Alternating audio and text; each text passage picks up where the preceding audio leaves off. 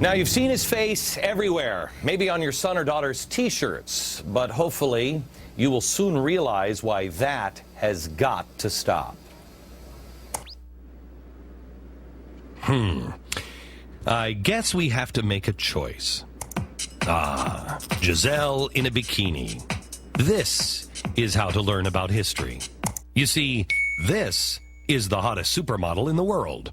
What is this? This is Che. And this too is Che. And so is this. He's a fashion icon among his revolutionary peers, and he is everywhere. In fact, all of this is Che. Ernesto Che Guevara. There is the famous T-shirt. It is so famous, in fact, that you can buy T-shirts that have images of the T-shirt on it. Che's image, it sells beer, it sells lighters, it sells belt buckles, it sells baby onesies. Why are you risking your life to fight for us? And nowhere is Che seemingly loved more than in Hollywood, USA. You'll see. When Fidel's running things, everybody will read and have food on the table. But is that who Che really was?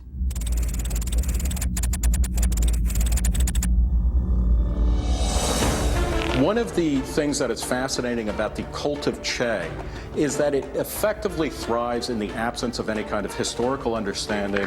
For example, look around at an anti-war rally, and you'll probably see Che. Che was a self-taught revolutionary who was instrumental in Castro's takeover of Cuba. He became known as the Butcher of La Cabana prison in revolutionary Cuba, where he personally oversaw the execution of anywhere from 175 to several hundred people. He's implicated in thousands of deaths that come after that. 14,000 men and boys were executed in Cuba during the 1960s. He said that his dream was to become a killing machine. He said to his revolutionary comrades, if they weren't sure of someone's loyalty, if in doubt, kill him. These are the realities that we need to understand about Che. You could probably call him clinically a sadist.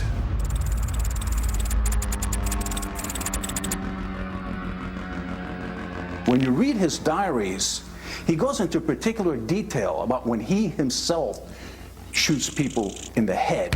But it goes beyond war. Go to a rock concert, and you're sure to see Che. This is a man who tried to ban free expression, particularly musical expression such as rock music and jazz music, because he thought it was imperialist. He was the Caribbean equivalent of the Taliban. He enforced a single moralistic viewpoint, and if you didn't agree with him, you would be killed. One of my favorite is Carlos Santana. At the 2005 Oscars, naturally, the Motorcycle Diaries won an Oscar, and Carlos Santana went there to play the theme song for it. Well, he was wearing a Che Guevara t-shirt. Carlos Santana was showing off the emblem of a regime that made it a criminal offense to listen to Carlos Santana music. But surely Che was a progressive and uniting force on race, right? He says, the Negro is lazy and indolent and spends all of his money on frivolities and booze, whereas the European is intelligent and forward-looking. This is from his own diaries, yet we've got Jesse Jackson down there. Viva Che! We've got Jay-Z with a song with the lyrics, I'm just like Che Guevara with a bling on. I'm like Che Guevara with bling on, I'm complex. Maybe he is complex. Either that or this guy doesn't know that this guy would have thought that this guy was nothing but a frivolous, lazy drunk just because of the color of his skin. So what's wrong with wearing the t-shirt of a warmongering, bloodthirsty racist? Well, what if he was also a terrorist, too? To his home, to his places of work, to his places of recreation. We will attack the enemy wherever he lives. Folks, this was written in 1966. He preempted Al-Qaeda by 30, 40 years. Let's see if you can tell the difference. Which quote is from Che, and which one is from Osama bin Laden? Who said that if he had nuclear weapons, he would use them against the very heart of America, including New York City? And who said the U.S. is a great enemy of mankind. Against those hyenas, there is no option but extermination. Yeah, it was kind of unfair. It was a trick question. Both of those quotes are from Che. Luckily, his attempts at killing Americans on our soil were about as effective as his attempts to ignite revolution around the world. We look 50 years into the future, and there are only two unapologetic communist regimes, North Korea and Cuba. If they had enough nutrition in order to run out of North Korea, they would do that. They're starving there. In Cuba, we see time and again people who are so desperate to get off that island hellhole that they will swim through shark-infested waters. Che was the vanguard of the revolution. He was going to bring communism everywhere around the world. In this sense, Che was an absolute abject failure, and it's a damn good thing that he was. While Che wasn't successful in his bid for world revolution, there are plenty of people trying to pick up right where he left off. So what was it like to live in the one place that Che was successful? Find out next.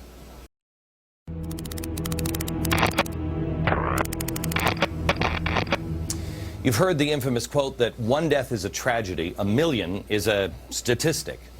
We've examined these events from a big picture perspective, but now let's move away from the statistics and look at the personal tragedy. Che Guevara. His image is a global fashion phenomenon. Hopefully, by now, you know why that's so offensive to so many. But giving you the number of executions he ordered is one thing. Seeing the effect is another. They portray him in the movies as a hero and as a humanitarian. He was a cold killer. This is Barbara Rangel's grandfather, Colonel Cornelio Rojas. He was a freedom fighter way before Batista came into power. He was descendant of patriots. His father was a general, and his grandfather was also a general brigadier that fought for the Cuba's War of Independence against Spain. One day, her grandfather was just gone. When Fidel Castro and Che Guevara arrived in Havana, it was January '59, and that's precisely when my grandfather disappeared. My family had no idea where he was. All of a sudden, my family was in the living room watching television, and they see my grandfather walking. They were extremely happy to see him, and then they realized that he was walking towards the wall. He started screaming, and my grandmother collapsed. They realized that he's going to be executed. When they asked him if he wanted to be blindfolded, and he said no, and he said, there you have the revolution, take care of it. He asked if he could give the firing orders, and he says, aim, fire. He died like a hero. And he was executed by cowards. There was no trial whatsoever. Che Guevara did not allow a trial. He was taken prisoner at the beginning of January and executed January 7th. That is something that I will never forget. There is not one day in my life that I don't think about him. Barbara's pregnant mother was so traumatized, she went into labor 3 months early. What is a person supposed to do, you know? Rejoice for the birth of your son, or cry for the death of your father? Meet Barbara's mother, Blanca. Che Guevara me quitó lo más grande que yo podía tener en mi vida, porque para mí mi padre era lo más grande, porque él era muy buen padre. Eso me lo quitó el Che Guevara, y por eso 50 años vengo padeciendo, y nunca podré olvidar lo que me hizo. For those who lived with the real Che, it is impossible to understand, in America of all places, how anyone would want him on a t-shirt. Please do a lot of research before you make a fool of yourself wearing a t-shirt of a cold killing machine. Throughout the interview with Barbara and Blanca, they were incredibly strong. But you can see how deeply these events have shaken them, even to this day. Yo no he podido ser la misma mujer que fui antes, porque yo...